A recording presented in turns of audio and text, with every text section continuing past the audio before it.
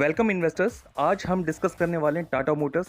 And confuse मत होना, land rover introduction में दिखाना ज़रूरी था क्योंकि it's a part of Tata Motors. 2008 में फोर्ड से खरीदी गई Jaguar land rover. Tata Motors का शेयर करंटली चल रहा है 595 पे एंड ये लगभग 45% का रिटर्न दे चुका है लास्ट ईयर में। इस स्टॉक ने इतना अच्छा रिटर्न क्यों दिया है, इस पे डीप एनालिसिस करते हैं। चलिए स्टार्ट करते हैं video. Welcome to value investings. Tata Motors एक diversified portfolio of cars, SUVs, trucks, buses and defence vehicles ये प्रोवाइड करती है पूरे वर्ल्ड को। एंड इसकी मेजर ऑपरेशंस ये ऑपरेट करती है इंडिया में, यूके में, साउथ कोरिया में, south Africa, China, Brazil, Austria and Slovakia. Global footprint में ये काफ़ी जेवीज में काम करती है एंड स्पेशली साउथ कोरिया में ये डेवू के साथ इनका जॉइंट वेंचर है एंड ये लीडर है साउथ कोरिया के ट्रक मार्केट में। अब जल्दी से समझ लेते हैं कि इसका बेसिक रेवेन्यू और बेसिक बिजनेस होता क्या। मेजर रेवेन्यू आता है जैगुआर लैंड रोवर से यानी कि 68%। टाटा कमर्शियल व्हीकल्स वहाँ से आता है 19%। टाटा पैसेंजर व्हीकल्स यानी कि जो कार सेगमेंट है उससे आता है केवल 11%। व्हीकल फाइनेंसिंग एंड अदर्स से आता है केवल 3%। यानी कि हमें फोकस कहाँ डालना है, जैगुआर लैंड रोवर पे ही। तो सारा खेल ये समझ में आता है कि जेएलआर अगर बहुत अच्छा करती है तो स्टॉक अच्छा करेगा। सेकंड ऑप्शन ये आता है कि ये अपने commercial vehicles plus Tata passenger vehicles ये अपने सेल्स को बहुत इंप्रूव कर ले और अपने कंपटीशन को बीट कर दे तो भी ये स्टॉक अच्छा कर लेगा। तो कंपनी ने कुछ स्ट्रेटेजीज लगाई हैं जेएलआर के सेल्स को इंप्रूव करने के लिए। जेएलआर ब्रांड बनेगा एक ब्रांड हाउस एंड उसके सब डिवीज़न ब्रांड हाउस में discovery, defender, range rover and Jaguar एक सब ब्रांड्स बनेंगे। एंड बाय 2025 कंपनी का मोटो है कि जेएलआर को कम्प्लीटली इलेक्ट्रीफाइड कर देंगे एंड ये प्रीमियम ईवी सेगमेंट को ही केटर करेंगे। बेस्ट पार्ट इनका ये है जेएलआर के पास अभी काफ़ी अच्छा आउटस्टैंडिंग ऑर्डर बुक है जो करीब 2 लाख कार की है। इंडिया में इसका मार्केट शेयर देख लेते हैं। कमर्शियल व्हीकल में ये 45% की हिस्सेदारी रखती है, पैसेंजर कार सेगमेंट में ये 15% की हिस्सेदारी रखती है and the most important EV segment में ये करीब 87% यानी मोनोपोली है। अब डिस्कस कर लेते हैं स्ट्रेटजीज जिस पे टाटा मोटर्स काम कर रही है। बेसिकली केपेक्स का प्लान है इनका जेएलआर में $2.5 बिलियन का ये केपेक्स इंट्रोड्यूस करेंगे towards electrification platforms, architecture and investment of future batteries पे।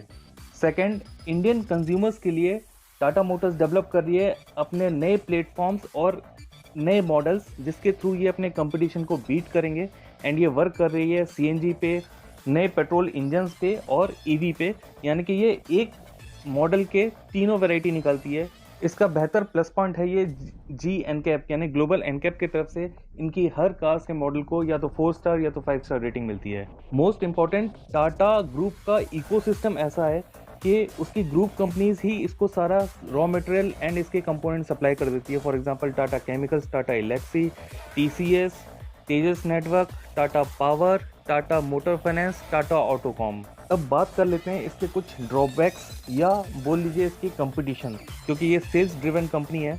अगर सेल्स नहीं होगी तो कंपनी प्रॉफिट में नहीं आएगी, राइट। तो सबसे पहले पैसेंजर व्हीकल में इसके स्ट्रॉन्ग कंपटीशन आती है Hyundai and Maruti. Commercial vehicle में इसको स्ट्रॉन्ग कंपटीशन मिलता है महिंद्रा, अशोक लेलैंड एंड ओलेक्ट्रा ग्रीन से। And last, luxury car brands में इसको कंपटीशन मिलता है मर्सिडीज बेंज एंड बीएमडब्ल्यू से। इस स्टॉक को परफॉर्म करते हुए देखना है तो हमें इन तीनों सेगमेंट के, इन तीनों कंपटीशन के भी स्टॉक को देखना पड़ेगा कि वो कैसा कर रहे हैं या ये कहीं अंडर परफॉर्म तो नहीं कर रहा। कंपनी प्रोफाइल से तो हम बहुत अच्छी तरह से रूबरू हो चुके, बहुत अच्छी तरह परख लिया हमने। अब आइए बात कर लेते हैं इसके फाइनेंशियल्स के बारे में। तो कंपनी का मार्केट कैप जो है वो करीब 2 करोड़ 13 लाख के आसपास का है। स्टॉक का पी इसका 84 पे है, आरओसीई इसका 6.14% है, आरओई इसका 5.62 है जो कि ठीक नहीं है अभी फ़िलहाल, क्योंकि मिनिमम बेंचमार्क 10 के ऊपर होना चाहिए। फेस वैल्यू इसकी 2 रुपये की है। सबसे बड़ा चिंता का विषय है इसके पास 18,000 करोड़ का डेट है, लेकिन कंपनी ने ये प्रॉमिस किया है कि 2024 तक इस डेट को किसी भी तरह से ख़त्म करेंगे। शेयर होल्डिंग पैटर्न अगर देखें तो प्रोमोटर होल्ड करता है करीब 47%, एफआईज होल्ड करती है 15%, डीआईज होल्ड करती है 17% and rest 20% is for the public. Technically stock ने 530 के ऊपर एक अच्छा ब्रेकआउट दिया है एंड हो सकता है यहाँ से भी ये गुंजाइश बने कि ये करीब 10-15% और ऊपर आ जाए। लेकिन ये सारा खेल चलेगा सेल्स के ऊपर। सेल्स नंबर अगर अच्छे होंगे तो कंपनी डेफिनेटली अच्छा परफॉर्म करेगी एंड सेल्स नंबर अच्छे नहीं होंगे, मीटअप नहीं करेगा ये, तो ये हो सकता है कि स्टॉक फिर से डिक्लाइन करना चालू करे। इसीलिए इस स्टॉक में बने रहना या नहीं बने रहना, ये आपको कंफर्म करना अपने फाइनेंशियल एडवाइजर से। आई होप इस 5 मिनट की जर्नी में हमने बहुत कुछ जान लिया टाटा मोटर्स के बारे में। वीडियो आपको पसंद आया है तो लाइक ज़रूर करना दोस्त, क्योंकि मोटिवेशन बहुत अच्छा मिलता है एंड बहुत कुछ आगे करने वाले हैं हम लोग। इस फाइनेंशियल जर्नीज़ को बहुत आगे लेके जाना है, क्योंकि बहुत सारी कंपनीज़ को हमें एक्सप्लोर करना है। तो मिलते हैं नेक्स्ट वीडियो में, स्टे ट्यून्ड।